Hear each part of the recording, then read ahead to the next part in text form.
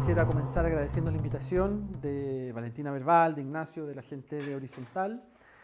Bueno, la verdad es que yo me siento un poco sobreexigido con la pregunta que me ha formulado Valentina, que es básicamente tratar de buscar alguna suerte como de conciliación, entiendo, de buscar alguna suerte como de mediación entre las distintas versiones contemporáneas del liberalismo.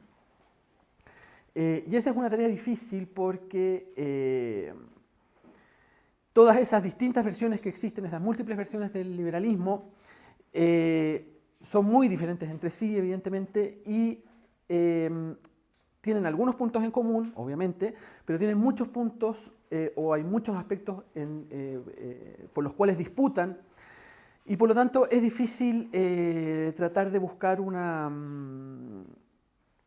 suerte como de versión del liberalismo que resultara probablemente del gusto de todos aquellos que tienen sensibilidades liberales de distinta índole.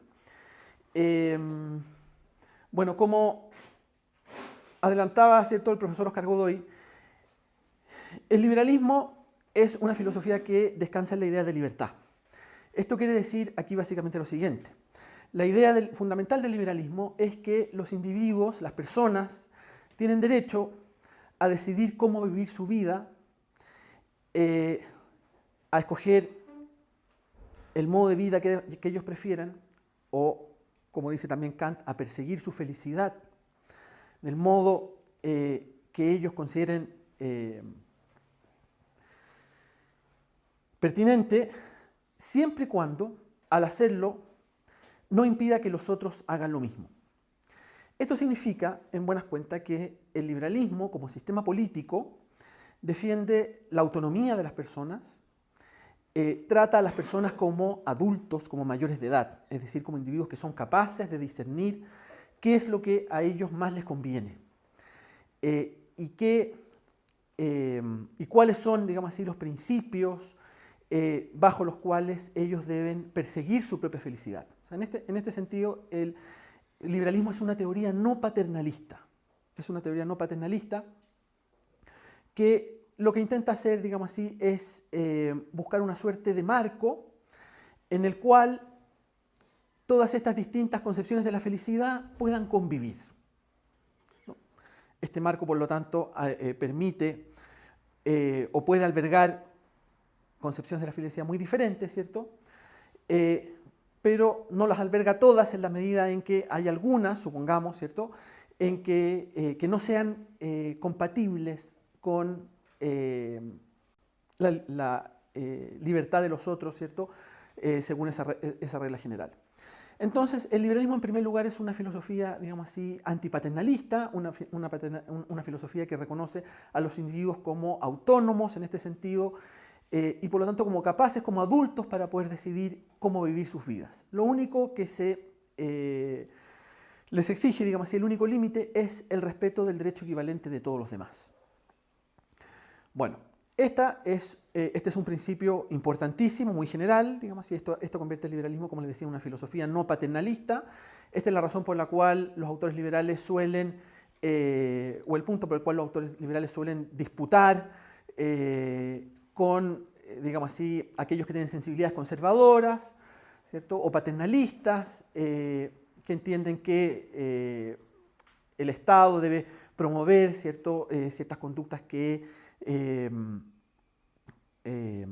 puedan ser como edificantes o proscribir algunas que puedan ser lesivas, aun cuando esas conductas lesivas no causen daños en terceros, bueno, en fin. Entonces, ese es el primer principio, digamos así, el principio general, el que podríamos llamar de la autonomía individual, y probablemente al día de hoy ese es el único principio, o bueno, ese es probablemente el único principio que tienen en común todas las distintas teorías liberales. Y en el liberalismo contemporáneo, en particular, uno podría probablemente decir que existen dos grandes ejes de desarrollo del liberalismo. Una es la filosofía desarrollada por John Rawls y a partir de él, y así llamada del liberalismo igualitario, y otra es la filosofía desarrollada fundamentalmente por autores como Robert Nozick o Hayek, que es la así denominada liberalismo libertario. Bueno, todas estas dos grandes familias tienen a su vez distintas ramificaciones y versiones en las que, a las que yo no me voy a referir, porque evidentemente no tenemos tiempo para eso, bueno, y eso nos llevaría muy lejos. Pero, digamos, si fuera de esa primacía de la libertad individual y del derecho que se le reconoce a los individuos a perseguir su propia vida, estas filosofías rápidamente divergen, y el punto en disputa fundamentalmente es el del papel que en el liberalismo debe jugar la igualdad. La filosofía de John Rawls fue muy celebrada en su momento, ¿cierto?, como un intento de, muy bien logrado, digamos así, de articular precisamente esos dos valores, la libertad individual con la igualdad. Como ustedes saben, la idea de John Rawls, ¿cierto?, es que una sociedad justa es aquella cuyas reglas, en primer lugar, garantizan a los individuos el máximo digamos así, espacio para el ejercicio de su libertad que sea compatible con la libertad de todos los demás, ¿cierto?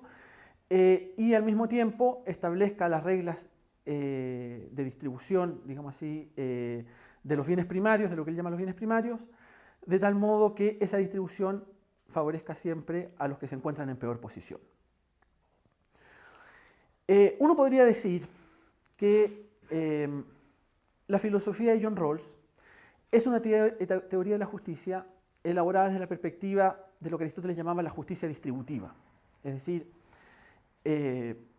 bueno, para Aristóteles la justicia es una virtud, pero voy a obviar en este momento esa parte de explicación, pero una teoría de la justicia a partir de que consiste básicamente en buscar ciertos principios generales y, digamos así, unificados, en el que todos los individuos pudieran estar de acuerdo, conforme a los cuales distribuir ciertos bienes que se poseen en común. Esa es básicamente la concepción, o el punto de partida, mejor dicho, de una teoría de la justicia distributiva. La justicia distributiva básicamente consiste en distribuir aquellas cosas que son comunes. Y por otro lado tenemos el liberalismo libertario. Yo me voy a referir fundamentalmente a Robert Nozick, que es, digamos así, como la contrapartida de Rawls, que por su parte ha desarrollado una teoría de la justicia desde la otra perspectiva, desde lo que podríamos llamar la perspectiva de la justicia correctiva, o de lo que también se llamó luego más tarde la justicia conmutativa. Aristóteles, por ejemplo, en la Ética Nicómaco trata simultáneamente de estos dos tipos de justicia, ¿cierto? Se refiere a ellas, las desarrolla, las explica, pero, digamos así, Aristóteles no pretende elaborar un sistema de justicia al modo de estos autores y, digamos así, justificar ciertos principios a partir de los cuales se vayan luego articulando toda una suerte de sistema. Aristóteles simplemente constata que en una ciudad y en las relaciones mutuas entre los hombres existen reglas de justicia distributiva y existen reglas de justicia conmutativa.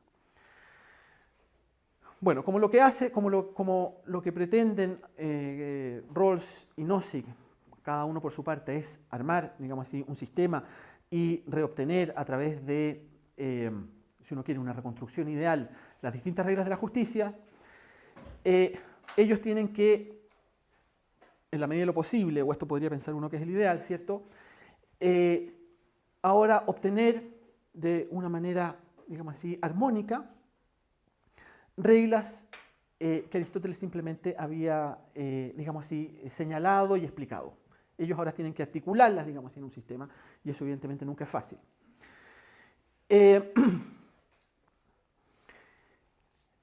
La filosofía de Rawls, por parte de los liberales libertarios y particularmente por parte de Nozick, ha recibido ciertas críticas, precisamente por su, digamos así, beta igualitarista. Me voy a referir yo ahora a algunas de esas críticas.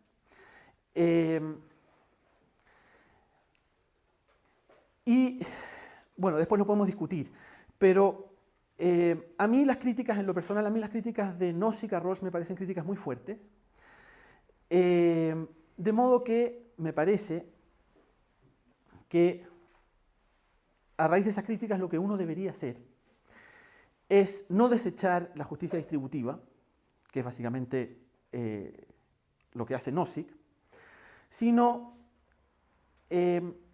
tratar partiendo desde la perspectiva de la justicia correctiva o conmutativa, en lenguaje aristotélico de la que parte Nozick, arribar a una concepción en la que sea posible una justicia distributiva.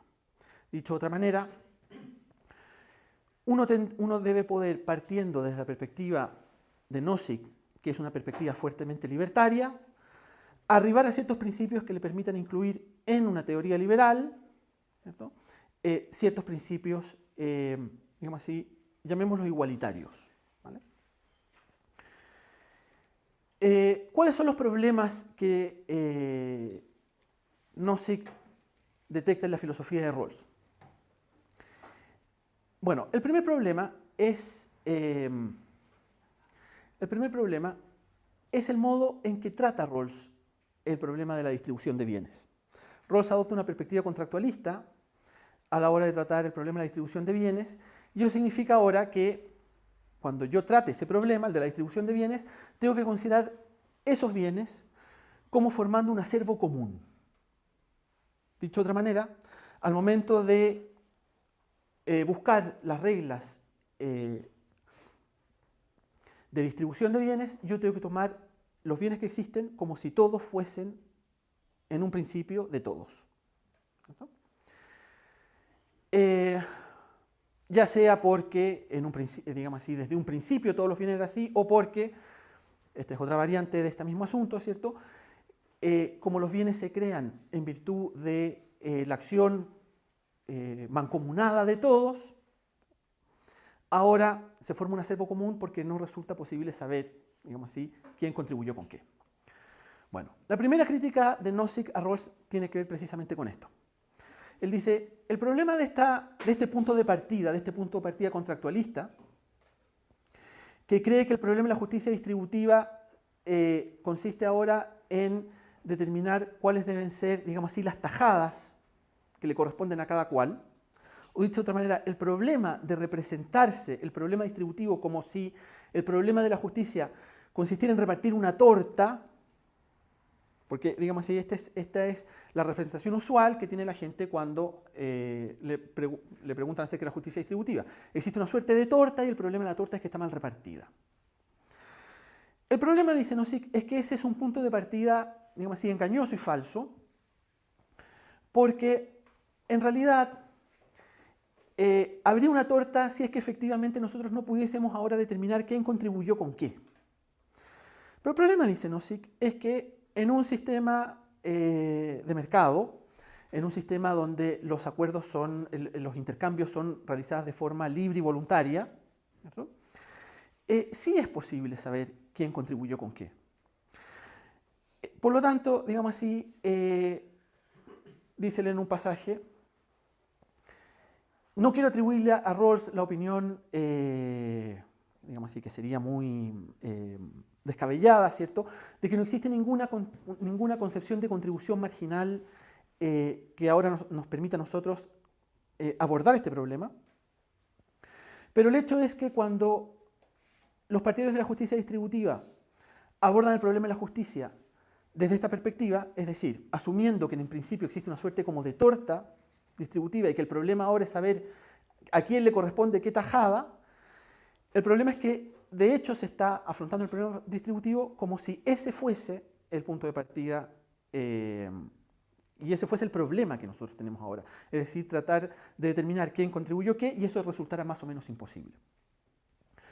El otro problema que tiene esta perspectiva inicial, es decir, el problema de representarse la distribución de bienes como una torta que ahora hay que repartir, dice Nozick, es que además esta representación produce una suerte de divorcio, desacopla los esfuerzos individuales del resultado final.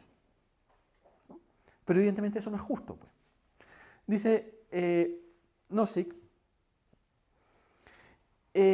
imagínese usted llegar a un profesor y sumar a las décimas totales que sacaron los alumnos de un curso durante una prueba y ahora dijera que él las va a repartir, esas décimas, ¿cierto?, según a criterios como de justicia distributiva, como por ejemplo los criterios que menciona Rawls. Entonces probablemente le va a dar más nota a los que tienen más peligro de repetir el año, ¿cierto?, menos a los que tienen más y así. Bueno, no se dice evidentemente una representación de ese tipo es injusta, porque en realidad si la justicia consiste en dar a cada uno lo suyo, significa ahora que comportarse justamente y obrar justamente significa atender a lo que cada uno ha hecho para poder asignarle o atribuirle aquello que le corresponde.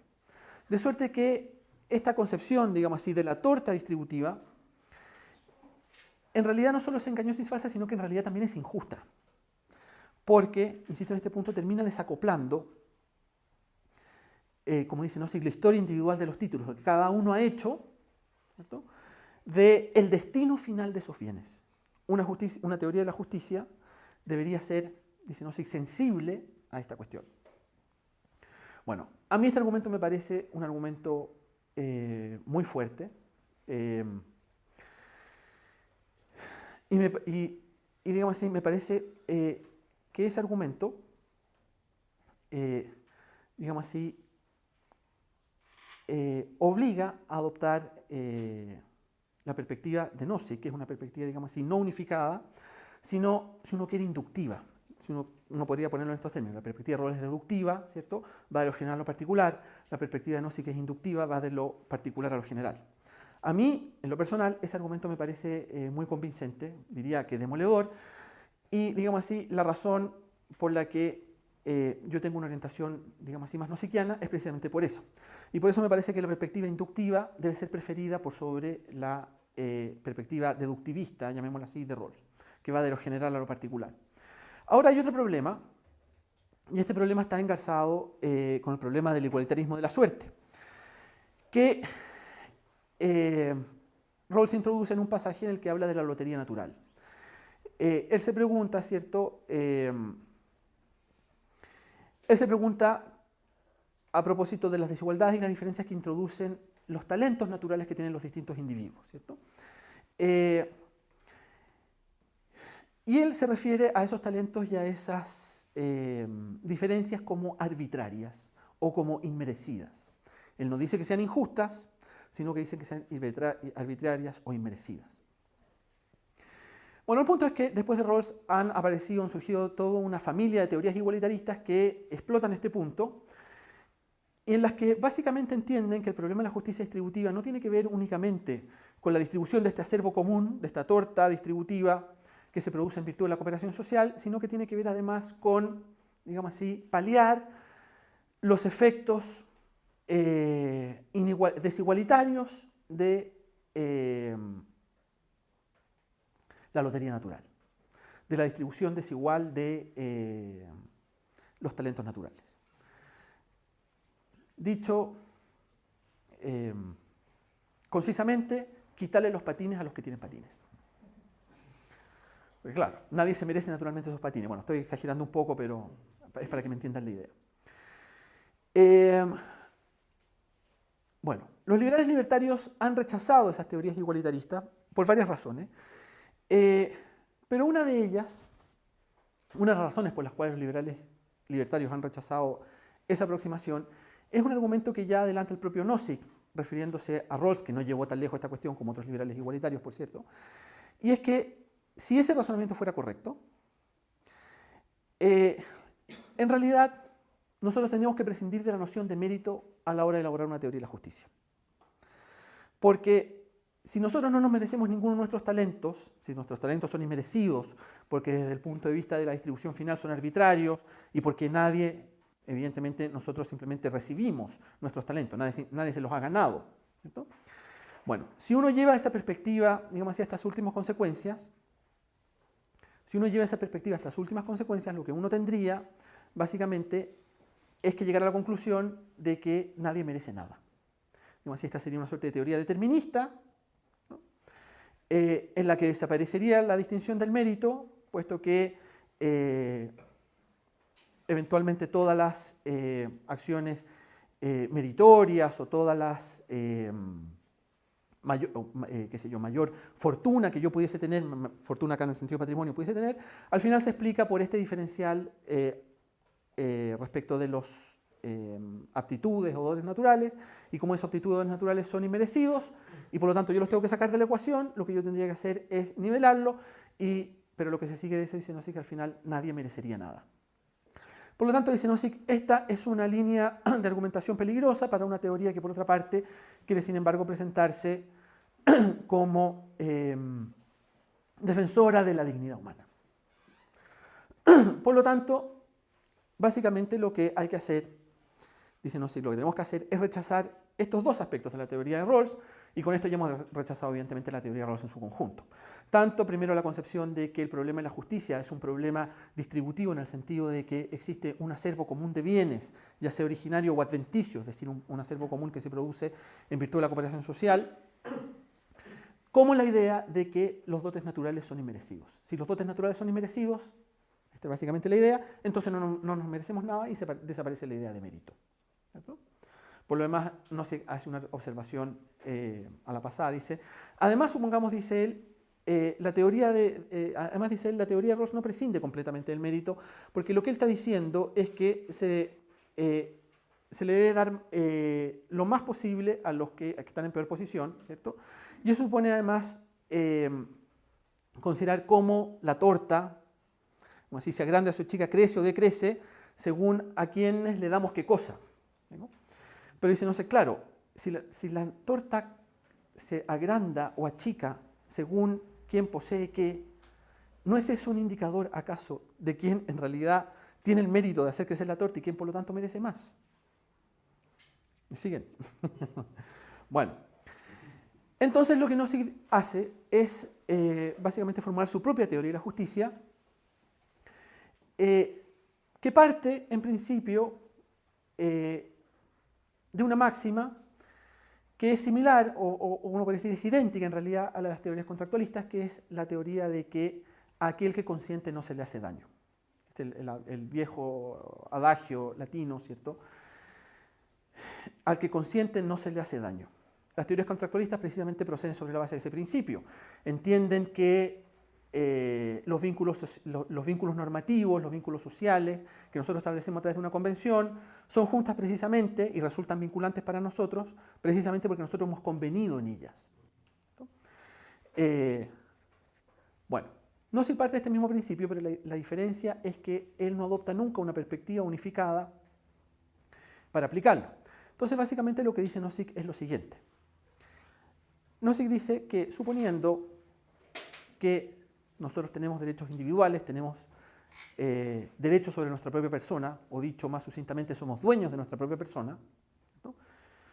Esto de que nosotros seamos dueños de nuestra propia persona es evidentemente un principio normativo. Esto quiere decir ahora que somos nosotros quienes tenemos derecho a decidir sobre nosotros y no los demás a decidir sobre nosotros, ¿cierto? A menos que nosotros hayamos hecho algo en contra de esos otros, pero en principio cada uno de nosotros tiene derechos sobre nosotros mismos, ¿cierto? Asumiendo este punto de partida y asumiendo que en un principio, digamos así, los bienes que nosotros encontramos en la naturaleza se encuentran libres para poder apropiárselos, ¿cierto? En un principio los bienes carecen de dueños, ¿cierto? Porque ¿por qué razón? En un principio nada es de nadie, pero todos los bienes están, digamos así, disponibles para su apropiación, ¿cierto? Dice Nozick u otros autores libertarios, es un error, evidentemente, considerar que por alguna razón mágica en un principio todo fuera de todos conjuntamente, ¿cierto? Además, eso introduce una serie de problemas en las teorías de la propiedad que ahora yo voy a omitir, ¿cierto? Pero si nosotros somos dueños de nosotros mismos, dueños de nuestro trabajo, y en un principio los bienes carecen de dueño, pero están abiertos a la adquisición, ¿cierto? Evidentemente, los individuos tienen naturalmente derecho de propiedad. La propiedad es un derecho esencial para la conservación de la libertad, porque gracias al derecho de propiedad nosotros podemos, digamos así, construir, voy a decirlo metafóricamente, espacios en el mundo en los cuales nosotros podemos obrar sin necesidad de estar constantemente pidiendo la autorización a un tercero. De hecho, Nozick al final de su libro tiene una fábula donde él expone las prevenciones que los libertarios tienen en contra de la democracia como mecanismo de toma de decisiones. Una democracia que decidiera de todo el tiempo se convertiría, dice él, en un sistema que al final no sería diferente de uno en el que existiera la esclavitud. ¿Por qué? Porque en un sistema en que todos estuviéramos constantemente diciendo todo acerca de todos, significaría que ahora yo no puedo hacer nada sin someter cualquiera de las decisiones que voy a tomar a la decisión de todos los demás. Entonces, saber, por ejemplo, qué sustancias puedo consumir, con qué tipo de parejas sexuales puedo involucrarme, cuándo y cómo, por ejemplo, puedo salir del país, cuándo y cómo puedo comprar o vender ciertas cosas, cuándo puedo consumir sal. Y todo ese tipo de decisiones, en la medida en que ese tipo de decisiones se empiezan a democratizar, si ese proceso democratizador avanza, digamos así, indiscriminadamente, lo que va a ocurrir es que en realidad nosotros vamos a tener una tiranía de la mayoría, ¿cierto? Y una de las razones para, digamos así, no entregar todos los mecanismos de decisión a un sistema democrático es básicamente que la democracia también puede ser tiránica. Y para evitar esta deriva, digamos así, tiránica de las democracias, en la que todos están decidiendo constantemente de todos y acerca de todo, nosotros debemos consagrar espacios de libertad individual que nos garanticen, por lo tanto, digamos así, ciertos ámbitos de decisión soberana. Para eso, el derecho de propiedad es esencial. Por eso Nozick hace tanto hincapié en la importancia del derecho de propiedad. El derecho de propiedad es una prolongación, digamos así, de nuestra libertad en el mundo. Sin derecho de propiedad, los individuos en realidad no pueden ejercer su libertad porque no pueden hacer nada, digamos así, en el mundo. Para nosotros, para obrar en el mundo, al final necesitamos de cosas, ¿cierto? Somos seres finitos y materiales, por lo tanto, sin bienes materiales y sin cosas en el mundo, nosotros no podemos obrar. Y nuestra libertad, digamos así, sería un mero estado mental, ¿cierto? Este punto es importante para lo que voy a decir luego. Por lo tanto, dice Nozick, un sistema justo es un sistema que reconoce la libertad de los individuos, ¿cierto?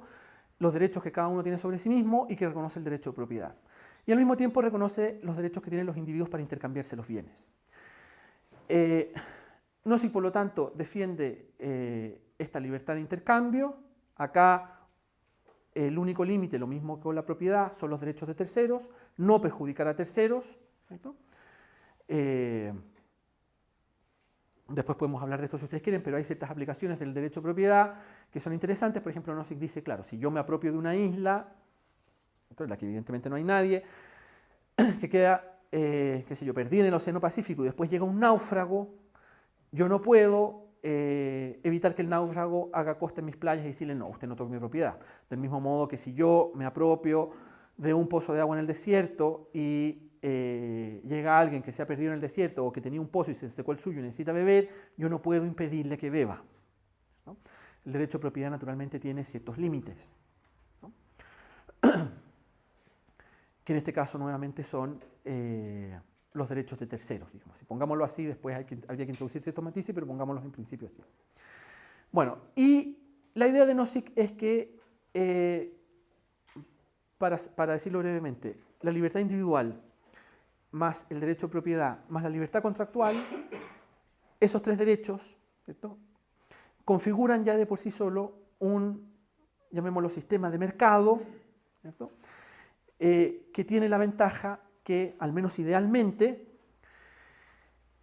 distribuye los bienes conforme a las preferencias de cada cual y a las elecciones que cada cual ha hecho. Por eso dice Nozick, si nosotros tenemos que formular la teoría de la justicia según el típico adagio ese, a cada quien según su y de cada quien según su, él diría a cada quien según cómo escoge y de cada quien según cómo es escogido.